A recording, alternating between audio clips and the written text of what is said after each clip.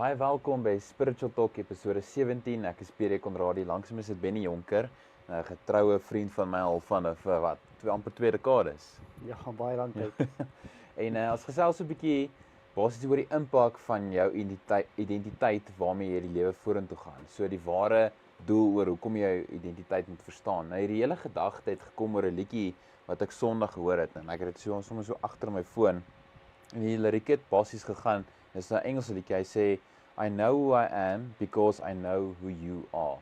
En toe kom 'n hele idee by my op van, maar is dit nie so dat ons so geneig is altyd om ons identiteit te gaan soek heeltyd in die woord? Ons wil ons identiteit soek. Ons wil weet wat is ons doel? En dit klink reg, maar toe besef ek nie, maar hoe meer ek ontdek wie God is, hoe meer ek eintlik ontdek wie ek is. En dit is die hele perspektief waar ek die deel saam met jou Benny wil gesels, en is dat ons moet meer fokus om te soek wie God is en wat God is, maar dan verstaan ek meer wat ek is en wie ek is in sy koninkryk. En ek het die eerste ding al klaar besef is dat ons doen dit eintlik elke dag, van die kleinste goed tot die grootste goed in ons lewens. As ons net kyk na, as jy siek is, jy weet, benader ek dit as, ek is nou maar siek en ek moet nou maar medikasie neem, of benader ek dit as van, maar God het die blindes laat sien en die dowes laat hoor. Is dit my identiteit waarna ek die uitdaging nader, of is my identiteit eerder ek moet nou medikasie gaan soek? En die eerste triek wat ek altyd myself probeer leer uit dit is van, maar waar's 'n praktiese voorbeeld in die Bybel? Want die Bybel het altyd voorbeelde wat ek kan gaan raak sien. En onmiddellik die eerste teks wat opgekom het, wat ek dadelik weer aan dink het, is die gedeelte waar God met Moses praat met die brandende bos. En Moses vra, maar Heer, wat moet ek vir hulle sê? Wie het my gestuur? Moses sê, ek het jou gestuur. En Moses gaan aan en aan, miskien die verhaal al so 'n bietjie, en later aan gaan dit oor weer eens dat Moses, maar ek sukkel om te praat, en die teks wat daarna sê Jesus, is dit nie ek wat die lippe van die mond gemaak het, is dit nie ek wat blindes laat sien, dowes laat hoor nie. En toe besef ek net weer eens, maar hoe beter ek my identiteit verstaan, en ek wil dit net sien, dan val ek eintlik al klaar amper uit. Hoe beter ek God verstaan, hoe beter verstaan ek my identiteit. Hoe beter ek weet wie God is en wat hy in staat is om te kan doen, hoe beter verstaan ek wat ek in staat is om te kan doen.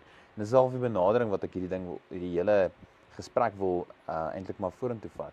Ek meen, as jy byvoorbeeld nou vat, jy's 'n pa, so jy weet ook dat jy speel as 'n rol as 'n vader, maar hoe meer jy nog ontdek wie is in God, hoe meer vervul jy die rol van die vader outomaties eintlik in die lewe.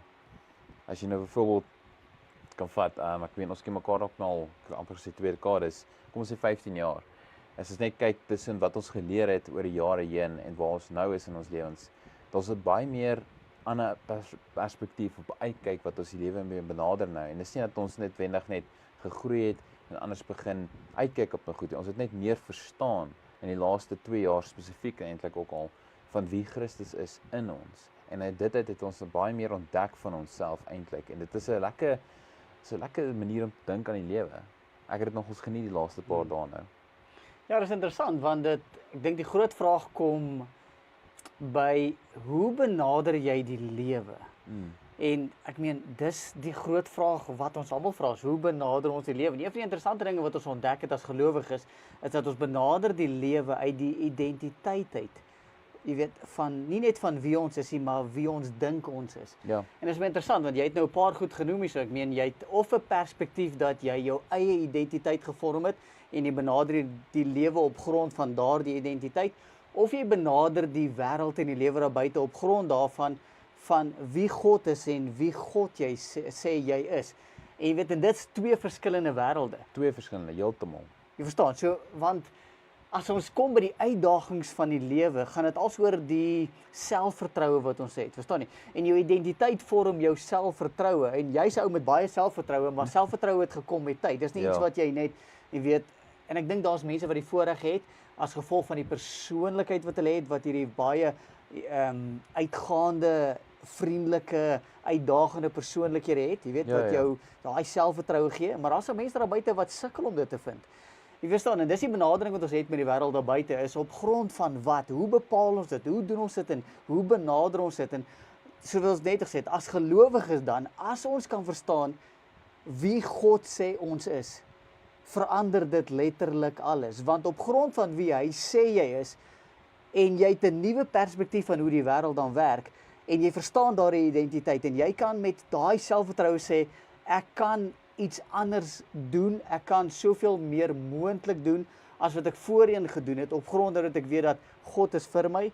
Hy seën my, jy weet, ek het geen tekort nie, hy sal my in staat stel. Jy verstaan, dis die verandering wat ons soek. En op grond van dit dink ek kan ons, jy weet, die wêreld 'n hele ander plek maak. 100%. Sien, ek het onmiddellik nou probeer ek terugdink in my eie lewe in verskillende situasies. Jy weet, baie van ons miskien stap jy by 'n winkel in waar jy nog nie was nie. Jy weet tog nie eintlik waar wat is nie, so jy soek nog so 'n bietjie deur die rakke, veral as dit 'n hele nuwe winkel is, nuwe brand, alles.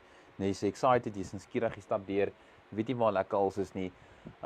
Skip 6 maande later, jy ken die winkels soos die agterkant van jou hand, jy weet presies die melkrak is daar, dis waar die vleis is, waar die brood is, waar die pap is. So jy gaan kry wat jy wil hê, jy kies die brand wat jy altyd kies en jy klim in die betaal en klim in die kar en jy ry. Eenvoudig soos dit. En waar iets 20 minute gevat het vat jy nou 10 minute, want jy weet presies waar wat is. En dieselfde as jy dieselfde tipe beginsel pas in jou lewe ook. En jy sê ek maar ek weet wie ek is want ek weet eintlik wie God is. En hoe meer ek God verstaan, hoe meer ek sy woord verstaan, hoe meer ek weet wat 'n beloftes hy het, hoe sy woord werk, die beginsels daarin, hoe ek dit moet toepas, hoe makliker raak die lewe vir my. Want nou is my uitkyk op finansies, maar ek weet die Here se voorsiening van dit. Ek weet hoe die Here se koninkryk werk wanneer dit kom by finansies. So dis nie vir my issue waaroor ek worry nie. As ek kom in my genesing, my gesondheid, ek weet die Here is iemand wat genees. Ek weet dat ek verstaan die beginsels wat die woord sê ek moet toepas. Ek moet mediteer op sy woord. Ek moet my dag begin op meditasie in sy woord. Ek moet my dag begin weer rustig te kan raak sodat ek uit dankbaarheid die dag intree. Jy weet, en weer eens is 'n beginsel wat ek nou toepas want ek weet wat God bedoel het vir my in dit. Nou outomaties is gesondheid 'n boksie wat ek kan tik, maar dit is nie iets waaroor ek bekommer nie. Dis iets wat ek weet, dis iets wat ek verstaan hoe werk my liggaam, ek verstaan hoe my gedagtes te reguleer sodat my emosies nie die beter vir my kry nie. So wanneer ek 'n moeilike, kom ons sê, kliënt of 'n moeilike persoon ervaar die loop van die dag, weet ek, weet jy wat, dis oké. Dis oké, ek kan aangaan. Wanneer kom my verhoudings, weet ek hoe om dit te hanteer, want ek verstaan wie God is. Ek verstaan hoe God homself openbaar het aan sy volk, aan die profete, aan sy disippels, hoe Jesus met sy disippels gewerk het, saam met hulle te sit, saam met hulle het hulle ingetrek in sy lewe. Ek meen, daar's soveel teksgedeeltes wat wys hoeveel emosies Jesus geopenbaar het aan sy disippels. Ja. Net so ook weet ek nou, as dit is hoe Jesus opgetree het teenoor sy disippels, weet ek hoe om op te tree teenoor ander. Ja, is interessant, want jy beskryf, as ek luister na jou, beskryf jy hierdie fenominale karaktereienskappe van iemand wat, weet, so wat jy nou gesê het, wie God ken en wat weet wie daai persoon self is. Maar die hartse realiteit is nie almal dink so nie. Jy sien, dis die probleem. Jy's ou met 'n teologiese graad, jy het so 'n bietjie van agtergrond. En dis nie dat die teologiese graad jou die voorsprong gee nie, maar dit het jou in daardie omgewing gesit waar jy amper noodgedwonge meer van God kon ontdek en van jouself kon ontdek. Onthou, want die invloed wat jy gehad het in jou lewe was soveel groter. En omdat jy soveel groter invloed gehad het met geestelike waarhede, het jy 'n ander uitkyk oor die lewe. Jy dink anders, jy doen anders, jy reageer anders. Jy het nou baie goed genoem. Jy weet wie God is, tot wat hy in staat is, weet, as dit kom by jou finansies, dit kom by jou gesondheid, as dit kom by die toekomsplanne en die drome, ideale wat jy het. Dus dan al daai goed beskryf jy in hierdie besonderse mooi wêreld. Maar hier's die hartse realiteit. Ek ken soveel mense daar buite wat God nie in daai perspektief sien nie. Daar's mense daar buite wat God sien as 'n tipe van 'n kwaai vader of 'n regter. Jy verstaan, hierdie karakter van die regter. Al wat hy sit en doen is hy kyk wat hulle verkeerd doen. Waarmee is hulle besig? En mense het die idee dat, jy weet, God is daagliks besig om hulle te straf en dat die verswakte omstandighede waarin hulle self bevind is as gevolg van die sondes in hulle wêreld en die sondes in lewens. En daarom is dit so moeilik om daai selfde vertroue te skep in wie God is en in wie hulle is en om daai selfde resultate te vind, want hulle perspektief is nie dieselfde nie. Sien, ek het 'n challenge op daai en is dat wanneer jy begin daai tipe denkwyse kry waar jy voel God is soos 'n regter wat net wag om te kyk waar jy 'n fout maak, is dit amper daar's twee scenario's wat ek onmiddellik nou gesien het hoe jy dit vertel. Die een is uit die perspektief en oë van 'n Fariseer en die een uit die perspektief en oë van Jesus. Want al twee het presies die Fariseërs werk volgens die wet van God, maar Jesus ook. En Jesus het net 'n ander prentjie kom wys wat die Fariseërs nie verstaan het nie. Die Fariseërs was daai om jy moet swart en wit, jy moet die wette volg tot op die letter. Jy moet die mag op die Sabbatdag genees en goed nie. En hier kom Jesus en hy genees op die Sabbatdag. En onmiddellik verstaan maar jy oortree in die wet. Ek verstaan dit nie. En Jesus sê dis nie waaroor dit gaan nie. En so onmiddellik soos vir my dis amper die toets wat jy moet gaan as gelowige elke dag is van as jy voel jy sien God so, vra jouself net, kyk jy na God uit die oogpunt van 'n Fariseer of 'n Sadduseer of kyk jy jy na God uit die oogpunt van Jesus? Want Jesus het vir ons kom wys wie God werklik eintlik is. Ja, dis waar. As jy kyk in die Nuwe Testament, ek meen, kom ons gaan na die boek van die Efesiërs toe. Dis verstommend hoeveel tyd die Nuwe Testament daaraan spandeer om ons te probeer leer wat ons identiteit is. Ja. Wat ek meen, die gevolgtrekking wat ons na die kruisiging, die dood en die opstanding van Jesus Christus en daarna wat hy hemelvaart en die uitstorting van die Heilige Gees, is dat die wêreld verander. 2 Korintiërs 5 sê dat ons is nou nuwe mense, ons is nuwe skepsels. Kyk, die ou ding het verbygaan, alles het nuut geword. Efesiërs 1 sê die volgende, hy sê dat God voor die grondlegging van die aarde dit so bestem en so bepaal het dat ons sou kinders wees. So met ander woorde, die boek van die Efesiërs begin met die idee dat ons kindskap gegee is. Dis ons identiteit.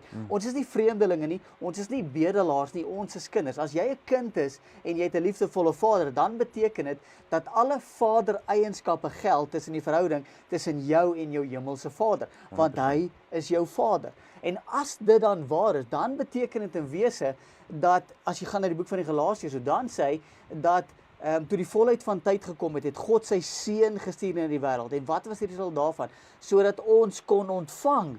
Wat daai ontvangs kan kry? Daai nuwe identiteit, kindskap. Daarom is ons nie meer slawe nie, want wat doen 'n slaaf? 'n Slaaf verdien, 'n slaaf smeek. Ja. Verstaan jy? 'n Slaaf is iemand wat vir iemand werk. Jy verdien iets by iemand. Dit eintlik ook nie 'n identiteit as jy 'n slaaf is. Verstaan jy? Want slaaf gee vir jou identiteit. En dis die probleem. Baie van ons dra hierdie slaafmentaliteit. Jy verstaan van hoe hard jy moet werk en hoe hard jy moet probeer en hoe vroeg jy moet opstaan, hoe laat jy moet geslaap, wat jy moet ekstra doen, wat jy anders kan doen. Verstaan jy? Dis 'n slaafmentaliteit. Jy's 'n slaaf vir jou omstandighede. Ja.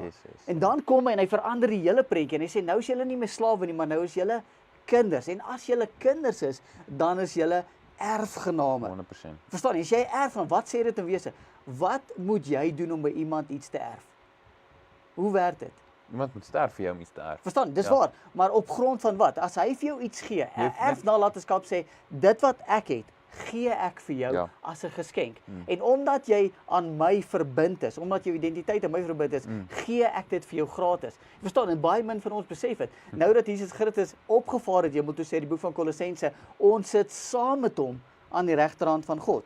Wat impliseer dit? Dit impliseer dat ons tot die hoogste posisie moontlik saam met Jesus Christus 100%. Jy weet, dat ons gevestig is tot op die hoogste posisie. Ons het dieselfde. Die boek van 1 Johannes sê soos wat hy is, so is ons in hierdie wêreld. Verstaan jy? So kan ek aangaan. Ek kan uitbrei op die identiteit eienskappe van wie ons is. En as ons daai perspektief skep, en dit is moeilik. Dit is nie so eenvoudig nie. Nee, want onthou, as jy vir 'n sekere aantal jare op 'n spesifieke manier dink, jy weet, gewysig is wat om te dink en wat om te doen. Om dit te verander is moeilik. Onthou, want wat sê sielkunde vir ons? Sielkunde sê dat die persoonlikheid wat ek het, is gevorm deur repeterende gedagtes en repeterende aksies. Ja. So jy's gevorm. Om dit te verander, dis baie moeilik. Want onthou, wanneer jy jouself in 'n situasie bevind, wat doen jy? Die program is reeds geskryf. Jy reageer op default. Dit wat reeds gevorm is, gaan na buite toe uitkeer. 100%. En dis die probleem en dis wat gebeur. Dis hoekom dit so moeilik is om te verander en dis hoekom dit so moeilik is om jou identiteit in Christus te leef. Ek wil 'n praktiese demonstrasie gee op daai en ek het dit maandag aand net weer eens besef. Nou ek het gewoonlik myself is op met die Youngedals is gelukkig op maandagaande. Nou ek hou van koffie, so ek het 'n roetine as dit kom by koffie maak, jy weet. Jy gooi net die koffie in die beker, dan gaan haal ek die melk in die yskas en dan gooi ek die melk in en roer dit, dan gooi ek die kookwater. Dan en dan is dit koffie. Maar wat nou baie keer gebeur is, nou as ek by die yskas toevallig, nou weet ek wil nou koffie maak, nou haal ek slank die melk uit. Dan sit ek dit daar. Dan gooi ek die koffie in. Nou onmiddellik is my roetine om terug yskas te loop vir die melk. Maak oop yskas, was die melk en ek is klaar daar. En ek kan vir jou sê hoeveel keer gebeur dit nie. En dit wys net dat elke keer as dit gebeur dan besef ek net weer eens hoe gewoond is ek in 'n roetine. Want ek weet ek het die melk uitgehaal en daar gesit. Dis reg langs die beker. Dis daar.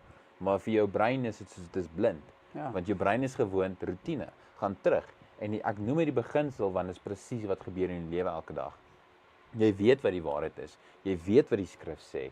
Maar omdat jy so gewoond is aan jou gevestigde denkwyse, sukkel jy om dit raak te sien? Sukkel jy om dit toe te pas? So iemand kan vir jou 50 Bybelversies nou na mekaar sê. Hulle kan dit vir jou preek en preek. Jy kan dit op 'n koppie print, maar as jy nie jou denkwyse intentioneel wil begin verander nie, gaan hy Bybelverse vir jou niks beteken nie. Want maak nie saak of ek al 50.000 keer koffie gemaak het nie. As ek die melk eers uitgehaal het, gaan ek weer terugloop yskas toe en dan gaan soek hy melk, want dis my roetine. Ja, verstaan, dis die beginsel wat ons leer in die boek van Galasiërs, waar Paulus sê dat ons nie langer moet wandel in die vlees nie, maar dat ons moet toelaat dat ons deur die Gees van God gelei word.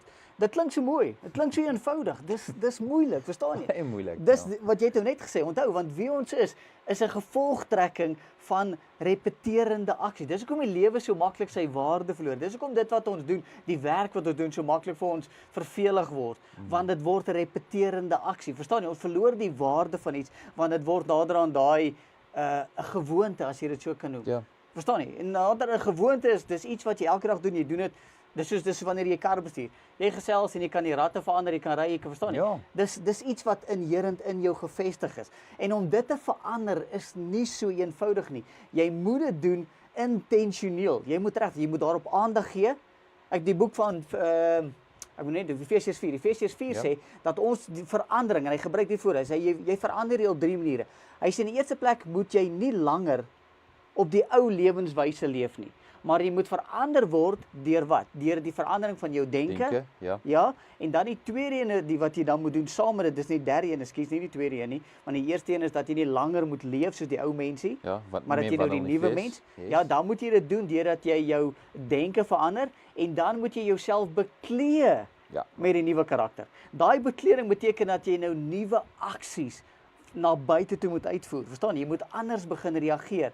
En dis die probleem, want ons is so ingestel om natuurlik te reageer.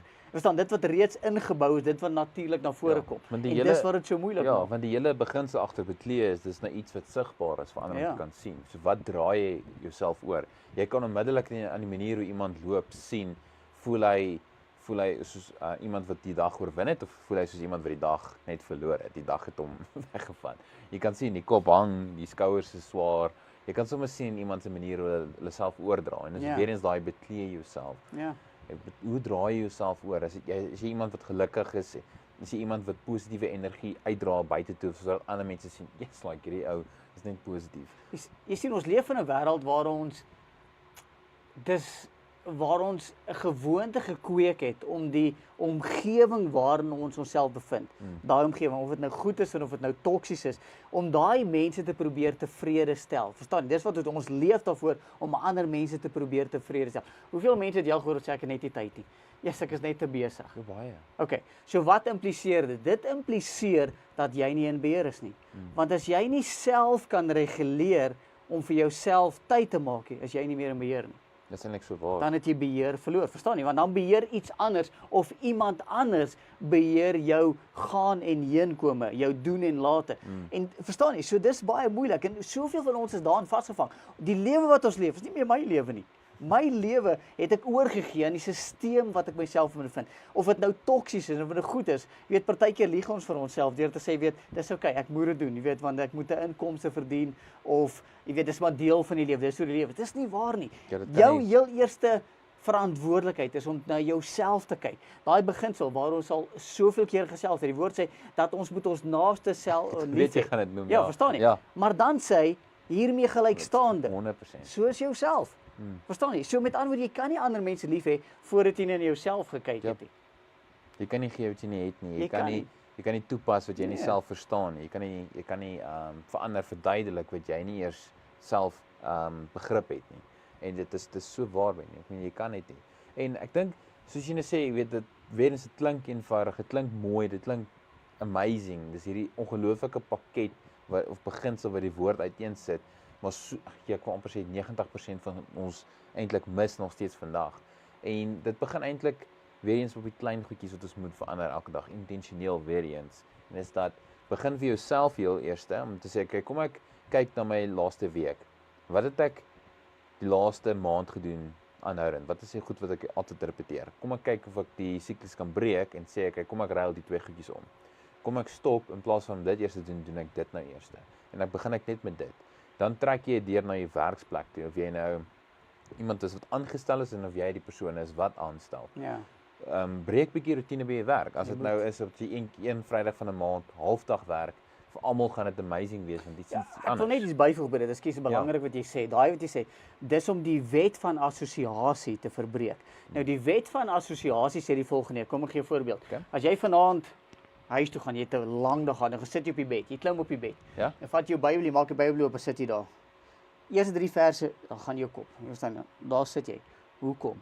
Want jou liggaam assosieer jou bed met slaap. 100%, ja. Verstaan jy? Want dit is waarmee jou die interne werking van die mens, die interne regulering van die mens werk op die wet van assosiasie. Die omgewing wat jy jouself bevind, gaan jy ook jouself moet assosieer van hoe om te reageer. As jy op die bed is en jy probeer iets anders doen, jy gaan slaap. Ja. Want jou liggaam assosieer hom met die wet van assosiasie op grond daarvan dat as jy op die bed is dit tyd vir slaap. Dis hoekom dit so moeilik is vir iemand wat op die bed klim om te sê hy doen Bybelstudie of hy gaan nou lê en bid. Dis nie moontlik nie. Verstaan jy? So om dit te doen moet jy jouself assosieer met 'n ander omgewing. Skuif, jy het dit nou net gesê. Verander die roetine. Skep 'n nuwe wet van assosiasie waar jy sê, okay, as ek hier is, dis wat die woord sê. Dis hoekom dit so belangrik is byvoorbeeld wanneer jy bid, gaan in jou binnekamer maak jy deur toe, verstaan jy? Want jy verwyder jouself van die omgewing. Dis nie noodwendig jou binnekamer nie. Dis 'n plek waar jy jouself kan eenkant sit, waar jy jou gedagtes kan skoonmaak, waar jy kan fokus weer eens, sodat jy weer daai ingesteldheid vind om anders en om reg te funksioneer. Want ek meen dis so interessant. Hoekom is dit altyd dat mense moet wegbreek uit potjie uit of wegbreek uit jou huis uit of jou omgewing? Jy moet op verlof gaan voor jy kan rus, want jy assosieer verlof met rus. Met rus, verstaan jy? Ja, waar dis die rus wet van eintlik elke assosiasie, dag kan wees. En ek dink ons assosieer ook baie keer met mense. Jy weet, jy sien iemand en dan jou laaste week se ervaring met die persoon was nie goed nie. Jy weet, nou is dit soos as ek hierdie persoon sien, sak my Jy hoef hom net te sien as dit van, jy vermy jy daai voel nie meer persoon, nie. ja. Of jou kar, jy weet as jy nie van jou kar hou nie, elke keer as jy in jou kar klim, jy weet dis soos dis nie lekker nie. Ek dink dis so waar jy gesê die wet van assosiasie, want dit is regtig waar so. Jy weet, partykeer na 'n lang dag se werk wil jy ook net by die huis kom weer eens, want jy voel die huis is die plek wat jy net weer net kan ontspan. Ja, want jy assosieer jou huis Ja. met 'n sekere ervaring. Ja, Verstaan jy? En dis 100%. presies wat jy doen. Jy het net gepraat van wanneer ons mense wat jy wil vermy. Hoekom wil jy iemand vermy? Want jy het 'n vooropgestelde idee van 'n vorige ervaring. Dis die wet van assosiasie. So jy dink onmiddellik as jy daai persoon ontmoet, dis hoe dit gaan wees. En daarom vermy jy dit of as dit 'n aangename persoon is dit tot 'n aantrekkingskrag weer. Ja. Jy verstaan, want dis hoe dit werk. Want dan assosieer jy met as jy tyd saam met hierdie persoon spandeer, dan voel jy goed, jy voel beter. Verstaan jy hoe magtig hierdie goed is? Dis beginsels. Dis die wette van die heelal waar ons leef. Ja. En as ons ag gee op dit, sal die wêreld soveel anders wees. Sien, ek sal baie graag die wet van assosiasie wil toepas in my identiteit met God. Maar dan weet ek, alles wat ek doen, ek assosieer God met oorwinning. Ek assosieer my identiteit by hom as iemand wat 'n oorwinningslewe kan lewe. Yes. So nou kan ek dit self trek na my gebedslewe toe en sê ek assosieer gebed met sukses. Want ek weet ek pas die beginsel toe. Ek weet ek verstaan hoe gebed werk. Maar nou is gebed vir my lekker want ek kom met die vooraf bepaalde idee dat gebed werk. Gebed is suksesvol. Gebed is deel van my lewenswyse. Waar iemand anders assosieer gebed met dit is maar net iets wat jy doen as jy voel jy het klaar verloor. Jy weet, Here, asseblief kan U my help met dit. Jy weet, onmiddellik begin jy gebed met 'n verkeerde perspektief. Onmiddellik begin jy gebed met eintlik al klaar verloor. Jy weet, jy voel eintlik as al klaar jy gaan dit nie eintlik maak nie. En weer eens, dit is vir my so lekker as ek net weet dat ek moet net sekere beginsels verstaan en as ek dit begin toepas, jy hoef nie al 60 gelyk te toepas nie, maar begin by een. Begin by die kleinste een wat jy verstaan, wat jy kan doen en maak dit deel van jou lewe. Ja. Want die res bou net op dit. Dis net 'n proses. Dit vat net bietjie effort, vat net bietjie tyd, maar dit as jy eers by die kom ons sê jy 5 beginsels vind dat jy kan begin toepas, kan ek enige persoon waarborg dat binne 'n maand jou lewe gaan klaar begin verander. Kom ek gee vir jou 'n voorbeeld. Hoe lank dink jy die algemene gelowige, iemand wat homself verbind aan hierdie nuwe identiteit, wat sê dat hulle verhoudinge het met hulle hemelse Vader. Hoe lank dink jy bid so 'n persoon op average 'n dag? Op average? In minute. Ja. Op 'n dag, average per dag. Kom ons sê 10 minute. Dis baie. Ja, dit Ek is is daarvan baie. oortuig dat die normale persoon bid tussen 3 minute en 5 minute 'n dag. Tussen 3 en 5 minute. Hoe effektief dink jy is jou gebedslewe as jy tussen 3 en 5 minute 'n dag bid? Sjoe, dis baie man. Hoe effektief dink jy is dit? Jy weet dit as jy vat al 60 minute in 'n uur en jy vat net 3 minute En daai dan 3 minute tot 5 minute varieer oor 'n 24 uur dag siklus. Ja. Jy weet jy's 'n bietjie hier, 'n bietjie daar, is 'n skietgebed hier en skietgebed daar. Jy het vanoggend opgestaan en gesê, Here, dankie vir die dag en jy het begin bid en jou gedagtes het weggehardloop en voordat jy klaar gebid het jy al klaar gedink aan wat moet gebeur en vanaand jy wil gaan slaap bid jy en voordat jy klaar gebid het lê jy in slaap. Verstaan jy? So dis die variasie oor 'n dag, 'n siklus van 24 uur tussen 3 en 5 minute wat mense bid. Jy sien, dit lyk soos 'n puzzle wat jy probeer bou en jy bou nooit klaar Maar nie. verstaan jy, want ons assosieer gebed met vra. Ja. Want wanneer ons bid, dan dink ons vra vir iets. En jy's moeg gevra. Verstaan jy, dis die probleem. Jy's moeg gevra. Mense wil dit nie erken nie. Dis 'n baie moeilike. Mense is, jy weet, jy vra maar jy kry nie. Jakobus sê dit. Hy sê julle vra. Ag julle het nie want julle vra nie. En as julle vra dan vra julle verkeerd. 100%. Verstaan jy? So met ander woorde, die assosiasie is nog steeds dat mense wil vra. Hulle het nie. En as hulle vra, dan vra hulle verkeerd. Hoe kan ons verkeerd vra? En as jy dit hoor, is dit van, nou weet ek nie meer, nou gee ek net heeltemal moed op. Verstaan jy? Daarom is dit so belangrik dat hierdie goed intensief ondersoek word, intensief toegepas word. Jy weet, dit is maklik, jy het net gesê om die Bybelverse aan te haal. Filippense 4 vers 13, seker die gunsteling reg Ja, oor die wêreld. Ek is tot maklik. alles in staat deur Christus my die krag gee. Romeine 8, wat sê omdat God dan vir ons is, wie kan teen ons wees? Verstaan jy? Ons ken die Bybelverse, maar dis waardeloos. Want dit wat ons sê dit vir ons beteken, is nie in die wêreld 'n werklikheid nie. Ja, en ek dink die hele ding, die uitdaging met dit alles is, as jy nie jou identiteit kan ondersoek nie, as jy nie daai intentionele keuse maak om God te soek sodat jy ontdek wie jy is in hom, want ons het nou genoem, jy is 'n nuwe skepsel. So jy moet al klaar weet jy is een, maar jy moet verstaan wie jy is. Jy moet weet wat jy tot in staat is, maar jy kan dit net doen as jy weet wat God kan doen, want jy's gemaak volgens sy beeld en gelykenis. So die oomblik wat jy dit nie reg kry nie, kan elke uitdaging wat oor die pad kom baie moeiliker lyk as wat dit eintlik is. Kan elke krisis wat daar is vir jou verskriklik wees terwyl dit eintlik nie groot is nie. En dit is die hele punt van hierdie boodskap gewees, is dat wanneer jy jou identiteit verstaan, wanneer jy jouself verstaan, wanneer jy weet ek is 'n nuwe skepsel, maar ek wil bietjie meer ontdek, wat behels die nuwe skepsel in die koninkryk? Wat behels my verantwoordelikheid as 'n erfgenaam en kind van God nou? Wat is my verantwoordelikheid nou? Dis die identiteit wat ek nou gaan soek in die woord en ek leer nou verstaan ek en nou weet ek hierdie uitdaging kom oor my pad, maar weer eens ek weet 16 beloftes wat God vir my gesê het in sy woord. Ek weet dat ek dat die geregtigheid in my groter is as dit wat in die wêreld is. Die Gees in my is dieselfde Gees wat Christus uit die dood opgewek het is in my.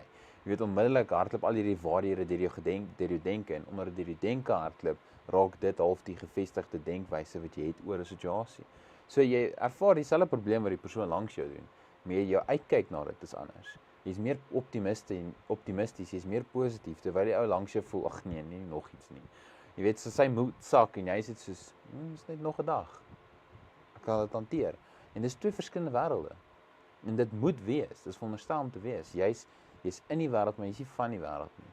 Jy moet lewe as 'n oorwinnaar, nie as iemand wat voel die stelsel slaan die knie onder sy voete onder hom uit nie. Ja, dat my ding in die tyd toe ons gepraat het oor die beginsels van die koninkryk, want jou voorsiening, jou bron van voorsiening is uit 'n ander wêreld uit, verstaan jy? Ja. So as jy dit verstaan en dis hierdie waarhede waarvan jy praat, dis so belangrik want jy moet die waarhede eers ontdek. En as jy die waarhede ontdek, moet jy uitvind hoe maak jy daai waarhede 'n werklikheid, want dis stap 2. Om die waarhede te ontdek is maklik, maar om daai waarhede 'n werklikheid te maak, dit kom met toepassing, verstaan jy, die manifestasie daarvan. En manifestasie gebeur deur oordeenking of as jy nou die ander groot woord gebruik deur daaroor te mediteer. Met ander woorde, jy internaliseer dit, want dit wat jy internaliseer word iets nuuts in jou. Dit verander iets. Ja. En daai wat jy internaliseer word 'n nuwe toepassing. 'n Nuwe toepassing het nuwe resultate. 100%. Dis amper die 3 beginsels van gebed wat ek altyd sal toepas. Een is gebed self, die aksie daarvan. 2 is die die petisie daarvan, waar jy die woord van God gebruik in jou gebed met God. En dan die derde ding is 'n danksegging. Ja. En dit is vir my die 3 beginsels van gebed en dit is die 3 beginsels wat ek vir die res van my lewe altyd sou toepas. want dis weer eens beginsels wat ek toepas volgens die woord van God. So met ander woorde, dit het 'n bepaalde uitkoms.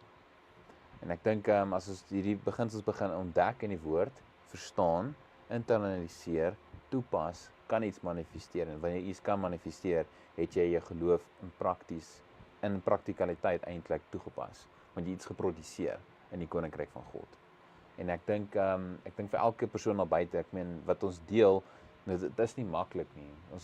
Dit klink so maklik as ons dit sê, want ons verstaan dit, ons het al lekker geïnternaliseer, maar dit is nog steeds moeilik. Ek meen daar's baie beginsels. Ek het simpatie met mense, want dit is moeilik, ja. Ek het baie beginsels wat ek nog self probeer toepas, maar ek so opgewonde daaroor, want ek sien so uit om dit eendag te kan regkry. Ek dink wat belangrik is, iets wat ons moet leer as gelowiges, is dat die riglyne wat ons nou noodwendig volgens lewe, is nie altyd die regte riglyne nie.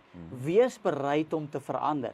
Ja. Jy sien, dis een van die moeilikste dinge. Mense wil nie verander nie, want hulle het iets wat klaar vasgestel is. Hulle is 'n sekere manier iets geleer. Verstaan? Dis waar ons die woord tradisie vandaan kry. Jy bly in 'n tradisie en jy volg daai tradisie, maar niks verander nie. Ouma het so gesê, oupa het so gesê, my oom het so gesê, my tannie het so gesê en alles wat met hulle gebeur nou my gebeur, maar niks wat hulle gesê het gaan gebeur nie. Niks verander nie, niks verbeter nie. So wees bereid om te verander. Jy verstaan? Aanvaar daai uitdaging, soek, wees honger, wees soekend. En dink jy van die grootste probleme wat ons het, is daai honger wat mense verloor om te wil verbeter, om te wil verander. Mense raak so maklik net tevrede met dis maar hoe dit is en die omstandighede is onveranderlik. Moet nooit tevrede wees met jou omstandighede nie.